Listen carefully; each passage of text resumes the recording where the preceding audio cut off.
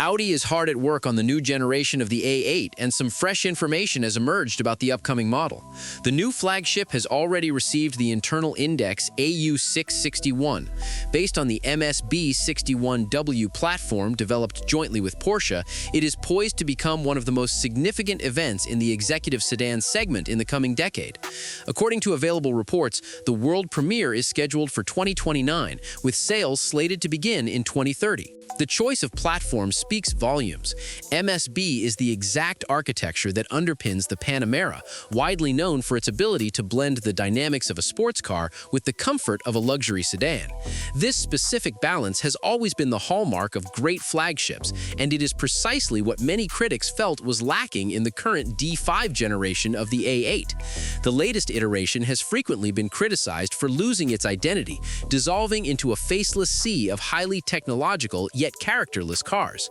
Another fundamentally important point, the new A8 will not be an exclusively electric vehicle. Although many speculated it would be, Audi came to its senses at the last moment.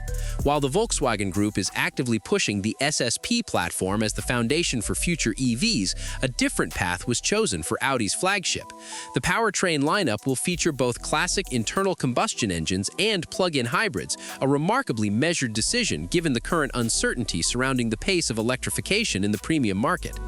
The underlying logic of the technical partnership with Porsche is equally noteworthy. The MSB platform was originally designed to accommodate a high degree of manual craftsmanship and uncompromising build quality, exactly what is demanded by an audience accustomed to comparing the A8 against the Mercedes-Benz S-Class and BMW 7 Series. A shared platform allows the massive development costs to be distributed between the two brands without sacrificing the engineering independence of either. This is not the first time Audi and Porsche have utilized such a strategy.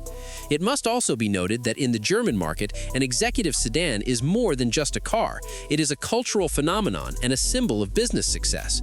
The D5 generation never fully managed to claim this status in the minds of consumers, yielding the top spot to its competitors. The new A8 will have the chance to reclaim lost ground, and the architectural decisions at its foundation inspire cautious optimism.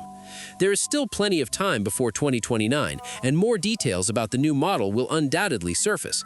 However, it is already clear, Audi intends to restore to its flagship not only technological perfection, but also that elusive aura of superiority, without which any car in this class remains nothing more than an expensive means of transportation.